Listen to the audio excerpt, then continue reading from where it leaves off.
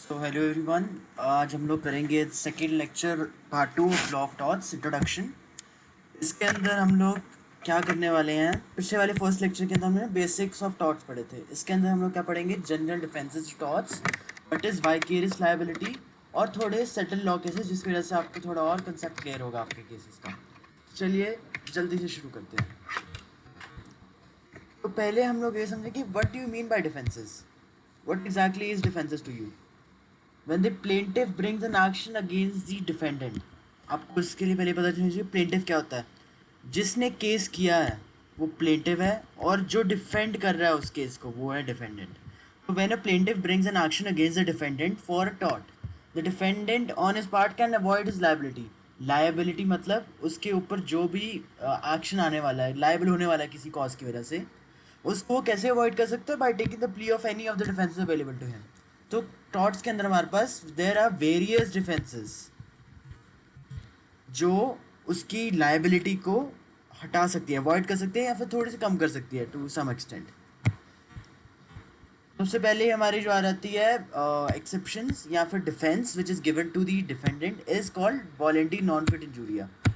Voluntary non fit injuria एक legal maxim है जिसका ये मतलब है कि एक पर्सन जिसने voluntarily subjected himself to some risk, he cannot later complain that his consent serves, he cannot later complain कि उसके ऊपर कोई एक्शन हुआ है जिसकी वजह से he suffered some damages because sorry, his consent serves as a good defense against him. उसने कंसेंट दिया था। अभी यहाँ पे देखो एग्जाम्पल, संतोष वॉलीबॉल खेलने गया अपने दोस्तों के साथ। वो जब खेल रहा था उसको एकदम से बॉल लग गई जिसकी वजह से उसको मेजर इंजरीज होगी उसकी आई के अंदर। अब संतोष जाके ये नहीं कह सकता कि इसने मुझे बॉल मारी है इन्हें और उसकी वजह से मेरी इतनी ज़्यादा डैमेज सफ़र हुई है। बिकॉज अगर वो खेलने के लिए हाँ बोल रहा है अपने दोस्तों को, then he is voluntarily exposing himself to take any risk that the game would expose him to. अभी कई एक्सेप्शन भी आ जाते हैं to volenti non fit injuria, जैसे रेस्क्यू केसेस। अभी देखिए हमने ऊपर वाले केस के अंदर क्या पढ़ा था कि उसने वॉलंटरली एक्सपोज किया अपने आप को उस रिस्क के लिए। अभी अगर आप ये एग्जांपल लेके देखिए, यहाँ पे हमारे पास एक है ए जो अपना डॉग लेके घूम रहा है, ठीक है। ये डॉग के जो लीश है वो एकदम से खुल जाती है और यहाँ पे थोड़े बच्चे खेल रहे होते हैं। ये बच्चों के ऊपर डॉग एकदम से अटैक कर देता है। यहाँ पे तभी पुलिस ऑफिसर ये सारा कुछ होते हुए देखता है और ये डॉग को पकड़ने के लिए, रिस्ट्रेन करने के लिए उसको कई इंजरी सफ़र हो जाती है, जैसे डॉग की बाइट वगैरह, उसके नेल के स्क्रैचेस वगैरह। अब ये पुलिस ऑफिसर जाके ए को ऊपर केस फाइल कर देता है कि मुझे इसके लिए डैमेजेस प्रोवाइड किए जाएं जितने मैंने सफ़र किए हैं। लेकिन यहाँ पे अभी ए क्या बोलेगा हमारे ऊपर डिफेंस की तरह कि नहीं, ये तो वॉलंटरी नॉन फिट इंजूरिया का केस है। पुलिस ऑफिसर ने खुद यहाँ पे डेंजर देखा, उसको पता था कि क्या होगा, तभी उसने एक्सपोज किया। लेकिन नहीं, इसकी एक्सेप्शन है ये rescue cases. When the plaintiff undertakes any risk to rescue someone from an imminent danger created by a wrongful act of the defendant cannot set up the defense of voluntary non-fit injuria। ये example समझ के आपको समझ आ गया होगा कि क्या है इसका मतलब। अभी नेक्स्ट हमारे पास डिफेंस आती है जिसको हम लोग बोलते हैं inevitable accident. If the plaintiff had an unexpected injury to unforeseen and inevitable accident, unforeseen जो कभी देख ही नहीं सकते थे उन्हें, जो रोक भी नहीं सकता था अगर पता भी होता आपको, और जबकि अगर उसको पता होता और उसके साथ उसने रीजनेबल केयर रखी होती उसके पार्ट पे, तब भी उसे वो नहीं रोक पाता, तो इसको हम लोग इनएविटेबल एक्सीडेंट बोलते हैं। अभी क्या है कि ये देखिए स्टैनली वर्सेस पावेल बहुत इंपॉर्टेंट केस है। यहाँ पे दो दोस्त थे ए और बी, हम लोग लेके चलते हैं अभी। ये दोनों गए फॉरेस्ट में शूटिंग खेलने के लिए और इनको एक डियर यहाँ पे दिखी। डियर को शूट करते करते दोनों भाग गए उसके पीछे, लेकिन दोनों फिर इसमें क्या हुआ, सेपरेट हो गए, ठीक है। सेपरेट होने के बाद क्या हुआ, जो हमारा ये है डिफेंडेंट ए, इसने किसी को झाड़ियों के पीछे देखा और उसने शूट कर दिया, जबकि वो झाड़ियों के पीछे था बी, नॉट ए। तो गलती से बी को शूट कर दिया ये समझते हुए कि बी डियर है। अब बी ने उसके साथ उसके अगेंस्ट केस लेके आया कोर्ट के अंदर, कंप्लेंट फाइल कर दी उसके अगेंस्ट। लेकिन कोर्ट ने यहाँ पे क्या डिसीजन दिया कि जब मिस्टेक हो गई है, क्योंकि उसने ये समझा कि बी एक एनिमल है और अनफोर्सीन सर्कमस्टांस था ना, ये पता नहीं था कि वहाँ पे कौन है, वो एनिमल है कि कोई और है, इनएविटेबल। अगर उसको लगता कि हाँ वहाँ पे एनिमल नहीं है, कोई और है, या एनिमल ही होता, शूट करते करते क्या पता है कई बार किसी और को लग जाती, फायर पीछे चल जाती, बुलेट उसके मुंह पे लग जाती। तो रिस्क तो आपने साथ में दिया है ना। अभी आप ए और बी साथ में गए हैं, इनको एकदम से टाइगर दिख गया, टाइगर ने बी के ऊपर कर दिया बहुत ज़्यादा अटैक, और इसकी वजह से इसको होगी कॉज इंजरी। अब ये इंजरी के लिए ए के साथ क्लेम तो नहीं कर सकता ना कि ए ने मुझे बोला था कि चलो फायर फॉरेस्ट में जाके हम लोग शूटिंग खेलते हैं।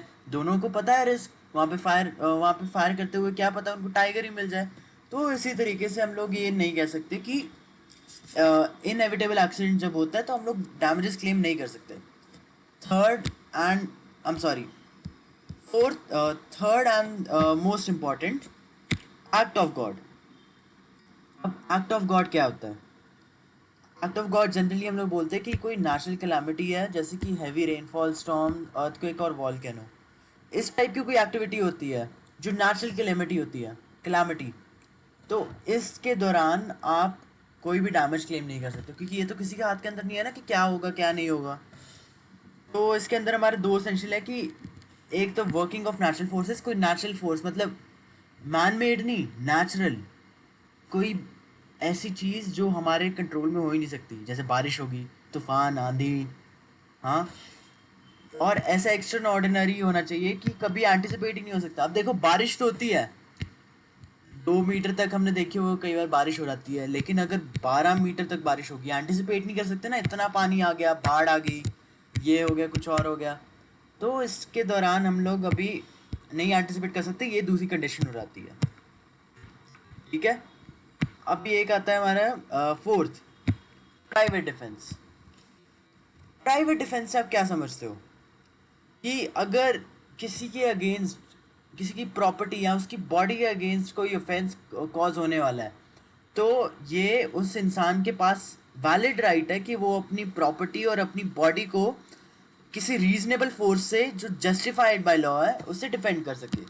ठीक है, तो ऐसे चीज़ प्राइवेट डिफेंस को एक्सरसाइज करने के लिए या फिर प्राइवेट डिफेंस क्लेम करने के लिए एज अ डिफेंस आपको क्या इसेंशियल होना चाहिए आपके पास? वो कि इमिनेंट डेंजर था आपके पास। इमिनेंट डेंजर मतलब इमीडिएट डेंजर था आपकी लाइफ के ऊपर। ऐसा नहीं है कि यहाँ पे ए और बी है हमारे पास, बी ने धमकी दे दी ए को कि मैं तुझे कल जाके मारूंगा, दुकान में, तेरी दुकान में आके मारूंगा, ये है आज की बात, और ए ने ये सुनते ही उसको गोली मार दी।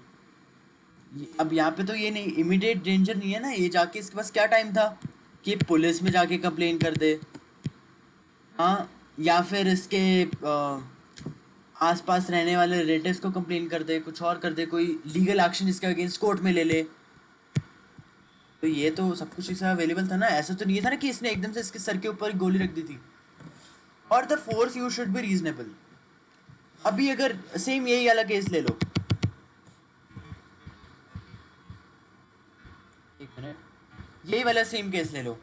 अभी यहाँ पे क्या हुआ, बी ने ए को किया पंच, ठीक है, और ए ने अगेंस्ट दैट पंच क्या किया, सेल्फ डिफेंस में उसको शूट कर दिया। ये रीजनेबल नहीं है ना। अभी ये एकदम से पंच किया, डिफेंड कर सकता था, इसको शायद ये रिस्ट्रेन कर सकता था, इसको चोक कर सकता था, कुछ कर सकता था ना, वो रीजनेबल होता है इन लॉ। लेकिन अभी इसने शूट कर दी है तो अनरीजनेबल चीज़ चलेगी बिल्कुल ही। तो अगेन ये हमारे चार ये हो चुके हैं अभी cases. What are the different defences available to us in law of थॉट। और नेक्स्ट वाली वीडियो के अंदर हम लोग अभी क्या करेंगे, व्हाट इज़ वाइकेरियस लायबिलिटी, और कई कंडीशंस होती हैं वाइकेरियस लायबिलिटी की, और इससे हम लोग समझेंगे कि क्या होगा आगे। तो यही थी मेरी वीडियो आज की। I hope you liked it, and please like, share and subscribe my video, and turn on the notification bell so that you don't miss any of my videos.